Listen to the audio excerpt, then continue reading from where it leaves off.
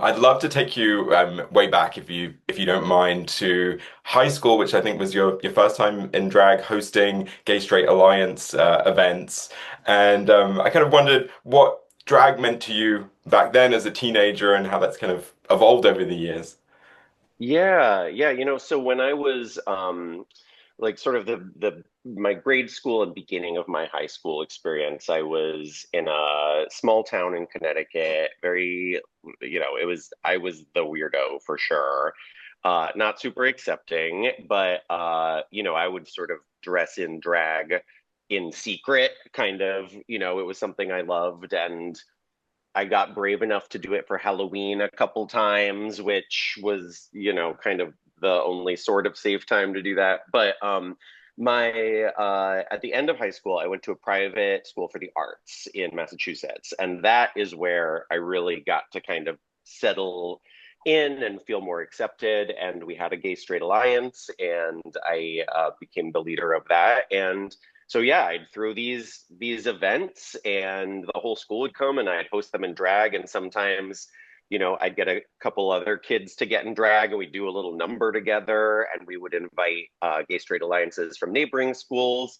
And it was a really cool kind of early introduction for me into the way that drag can be a way to build community and bring folks together. I mean, it was really, I was doing it because I just wanted a place to do drag, but from the very get-go, it was, bringing queer people together who needed more community and that I didn't even know that's what was happening at the time, but that's what I've continued to be able to do through the art form.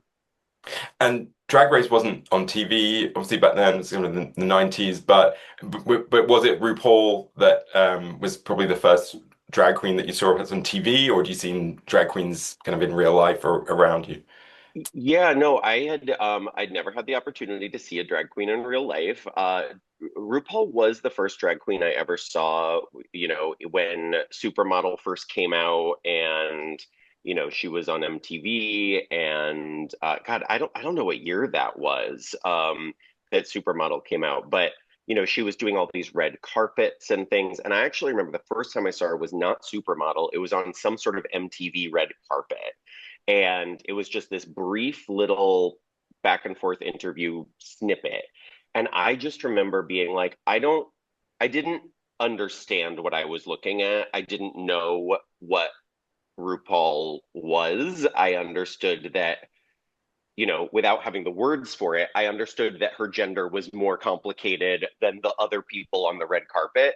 And that was really exciting to me. So that was the first time I ever saw drag. But when I really uh and I loved it. I sort of loved drag before I knew what it was. I was emulating all my favorite, female characters. But when I really got introduced to drag in the way that was like, oh, this there is a life for me was the Wigstock documentary, which I got my hands on a VHS copy of, and that was, hosted by, it was the event hosted by Lady Bunny and, Coco Peru was there, Candace Kane was there, a whole incredible Flotilla de Barge, this incredible group of queens. RuPaul is featured in it, but it was really seeing the kind of breadth and diversity and reverence and celebration of all that live performance that really, I was like, oh, that's the world I want to be a part of. And of course, you're in Chicago now for Teatro and ZinZanni. You have got quite a storied history with Chicago, haven't you? Tell me a bit about your relationship with the city. Yeah, well, it's funny, the Teatro ZinZanni, the theater, which is only a few blocks away from my apartment here, is around the corner from my first dorm at the School of the Art Institute of Chicago, mere steps away. So yeah, I went to the School of the Art Institute here, and that was it was a really formative time for me. I had an incredible experience at the school. I really I went in as a fine arts school. I went in with a portfolio in sculpture and painting. But once I got there, really what I think what was so incredible and my eyes were open to, and what I still carry with me today is the way that I was taught to develop concepts, the way that I was taught to take an idea or a feeling and communicate it through a medium. And I think one thing that's really great about that school is the opening year, you have to take classes in every single department. And so what I really uh, the professors that I really connected with were the ones that were sort of like, well, what do you want to say? And then what's the best medium to say it in? Like don't cram something that should be a video into a painting. Don't make something that should be a sculpture into performance art. And so that was really an early way that I started thinking about like, oh, the message is what should determine the medium. And so, even though that sounds really heady and what I do is really silly, it very much is something that I carry with me and think about. And so, yeah, I was here at the Art Institute and I was in that fine arts world and I was bringing drag into everything that I was doing. I was infusing everything with elements of this art form I loved. And in some places it was embraced, but I will say that in a lot of places, I was sort of told, this is not fine art.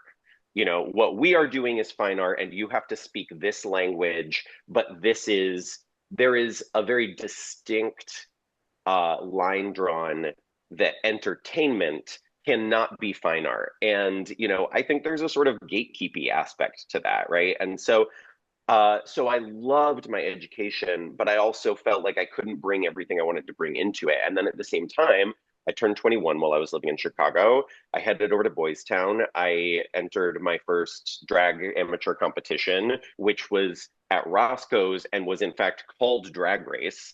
And this was in 2001, 2002. And so I entered and I won and I started getting work around Boys Town and I was performing in drag shows and I was hosting events on the weekends and sort of going to school during the day and doing drag at night.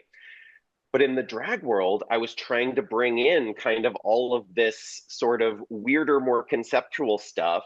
And people loved what I did. And I did really, I was experiencing success. But when I tried to move things that direction, people were resistant. So I found that, during the day, I was doing this heady work I loved, but drag was kind of shunned. And then during the evening, it was the opposite experience. And so that really started to inform the journey that I've been on, where it's like, well, if nobody wants you to do the thing you want to do, you just got to do it yourself. So I like to think that what I do now lives in between those two things. Yes, it's really exciting to see everything you do with your production company and all you do as a director and writer as well. So that all of that makes a lot of sense. That's sort of what led you towards it. And with ZinZanni, I believe you saw your first show around 15 years ago or so in Yeah. Seattle. So what was your reaction to it when you first saw the show? I mean, it blew my mind. I had never seen anything like it. It was, yeah, I had only recently moved to Seattle, and there was such an incredible performance scene in Seattle all around with so much blending of burlesque and some drag and contemporary dance and music, but and circus artists. But Teatro was the most highly realized version of that sort of blended circus art form I'd ever seen. And I mean, even just stepping into the environment, this old German Spiegel tent that has just been, I mean, it's a circus tent, but it's covered in like ornate kind of woodwork and chandeliers. And, the stages rise out of the ground and it's like a fine dining environment. And then just watching these incredible Kevin Kent, who is the person who is directing me in this show, was the comedian, the drag comedian in that show. And I remember he just blew my mind with his improvisation skills, interacting with the audience.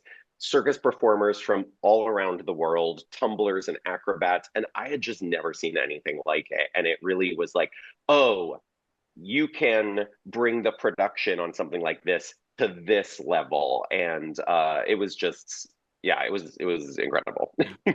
Yeah, and It give was us a something I really wanted to be a part of at the time, but at the time it was a thing where I wasn't really an established enough artist to be a part of it. So it's really cool to do this now. yeah, yeah, and give us a bit of a flavor of this particular show that you're part of and what people expect from that.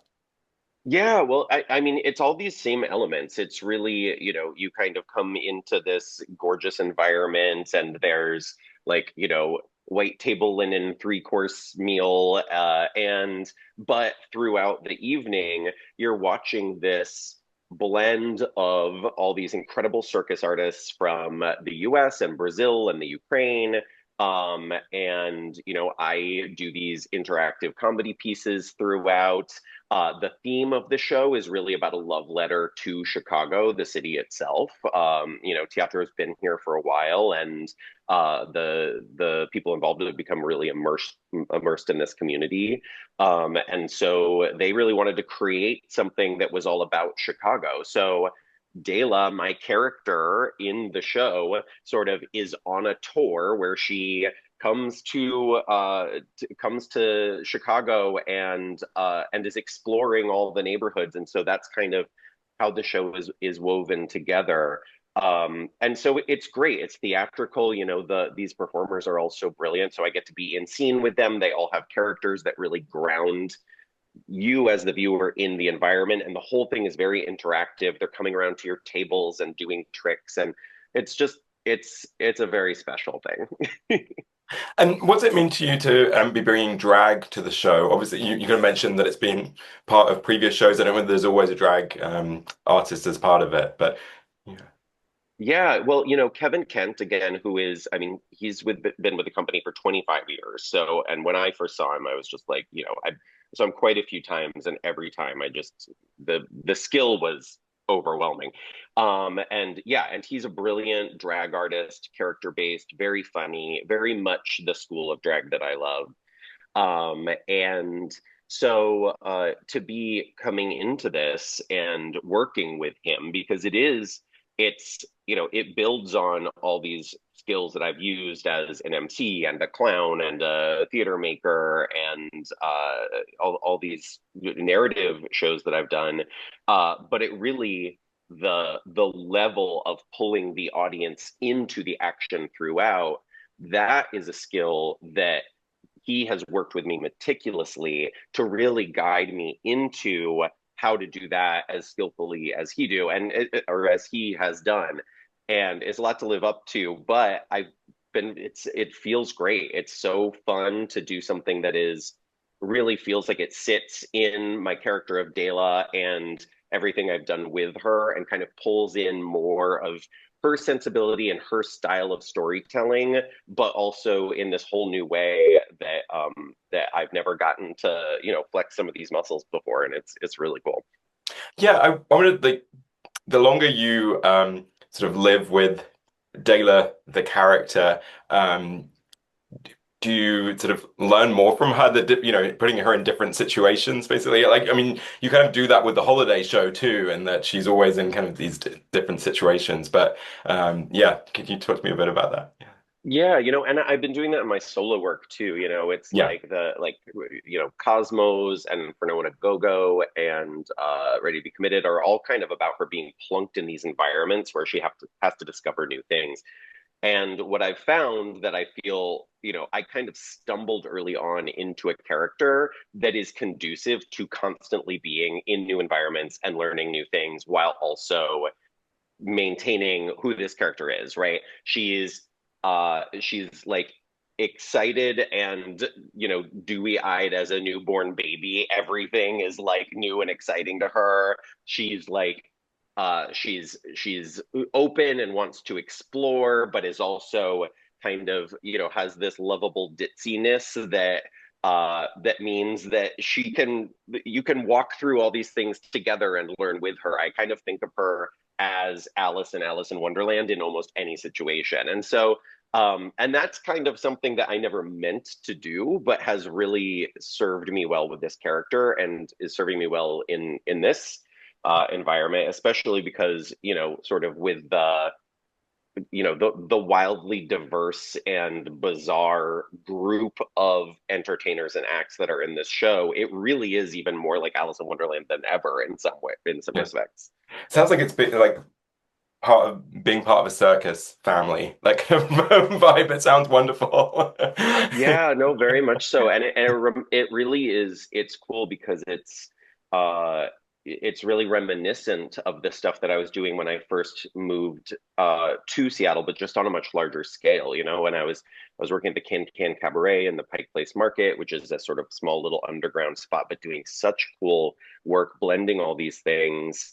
And a lot of spots like that in Seattle, and this is kind of tapping back into it because the nature of that community is very unique. And I have to say, one thing that's so pleasurable about this and that has me so looking forward to the rest of the run is that all of these extremely talented artists are also just have been so kind and so welcoming, and I already feel like very happy to be spending my summer with them.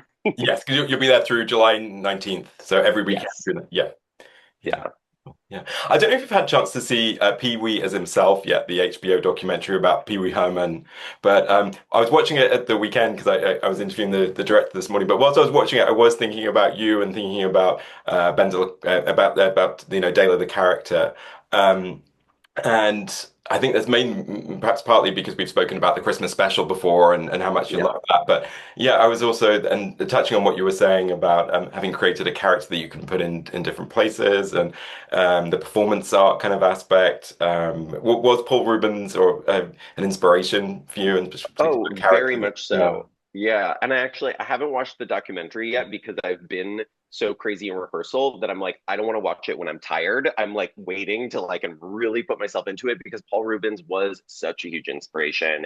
And growing up, Pee Wee was so intriguing to me, and I felt so bonded to him. And I think he was that character was a really early introduction to the idea that that sort of fictional heightened reality can actually tap into something really truthful. And it looks like artifice, but sometimes artifice can help you get to something that is beyond. We're in artifice all the time. We just accept it as reality. And so you kind of break it when you get as wild as Pee-wee. And that character, again, so childlike, everything exciting and fresh, and the reaction's also visceral, right? Like he's either there and he's thrilled about what's happening, or he has that sort of guttural recoil, um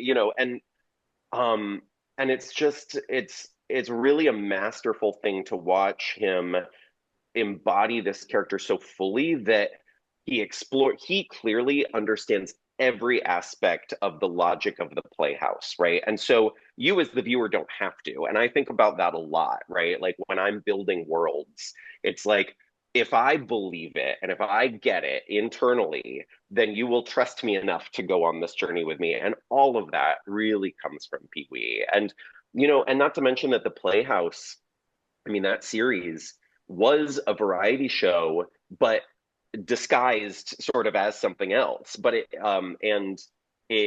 had these narrative qualities, it had these characters you felt attached to. But at the end of the day, it was like, just pulling in the aspects of those older, like 70s variety shows where it's like you get a song, you get a sketch, you get and introducing it to a whole new generation. And that was very inspiring to me as well. Yeah. And earlier this year, well, Valentine's Day, Jinkx made her debut at Carnegie Hall, which you directed. What was it like to, be part of bringing that like special night to Carnegie Hall with Jinkx? I mean, it was really amazing. I was, obviously, honored that she asked me, and to me, that really, um, it's it's no small thing for a drag queen with a big personality to be not just willing but excited to put themselves in another drag queen's hands in that way. And I had never directed her without being beside her on stage. And And it was incredible. She really like, she trusted me so much to kind of push her in the directions that I saw, and outside of her comfort zone in certain ways. We really the process. We got together for several months in the summer, and I sort of on and off, and I just talked to her, and I just took pages and pages and pages of notes on asking her questions about different things that she was thinking about, things that she'd gone through that felt important. And then uh, kind of took that and got to sort of be like, okay, what are the main themes here? What is our through line? And kind of structure something for her. And I've been writing in her voice for a long time, so that was not a challenging or new thing, to figure out how to infuse heart with all of the dirtiest dick jokes I could think of. And and yeah, and then the direction, we went into rehearsal in New York, and it was uh Will Van Dyke was the musical director, and he was just brilliant to work with. He's has all of this experience in New York, actually, running musical directing for often on Broadway musicals. And so he was great about kind of leading. I had never worked with an orchestra before, and so he was so wonderful in terms of guiding me through the aspects of that.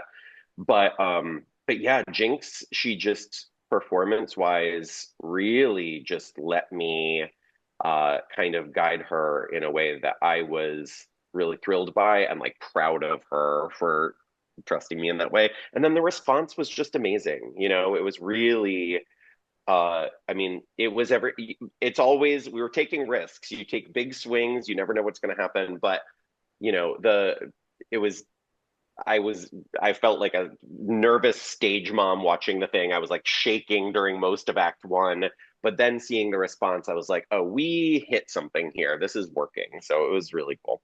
Well, very sadly, I was in Berlin, so I missed it, but it did get a 5-star review from the Queer Review because I sent Yeah. Justin Brown to review it for me. So, um, and I feel like we're obviously getting into Pride Month now. It always feels a bit of a barometer, like where we are. What are your thoughts as we go into Pride Month this year? Yeah. Everything is so crazy.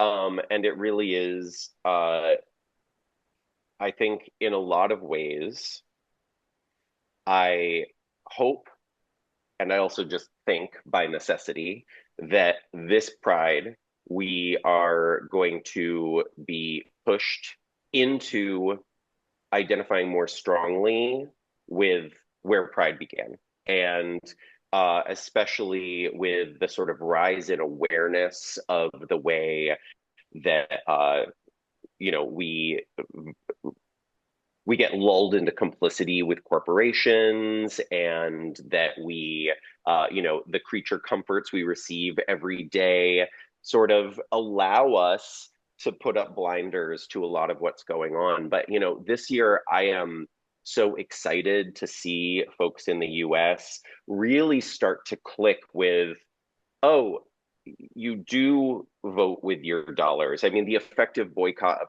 Target around DEI stuff is like, it's so amazing to see, because so many people were like, what is this boycott going to do? And then it's been working, and so I think we're seeing that the populace has this power. We've been having conversations for years about the commercialization of pride and, corporate sponsors, but it hasn't really, we haven't really resisted enough for it to make any change. And I think this year there is a shift in thought, there's a shift in understanding. And I think we are going to really start, and we're also going to start seeing the way that corporations betray us now that it's, the political environment is different. So my hope is that we can continue to really celebrate our community, to know that celebration and queer joy and gathering together in physical space is resistance, is an act of political resistance, but that we also will be reminded that Stonewall was a riot. And you know what? We're kind of back there. And pushing back against the powers that be.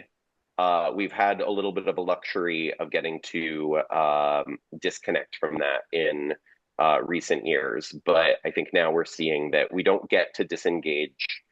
We've come so far. We're not where we started, but we all have to pick up a brick and start fighting again, you know? BenDeLaCreme, thanks so much. Very well put. And yeah, happy Pride Month and all the best with Teatro ZinZanni. Thank you so much. It's always a pleasure chatting with you.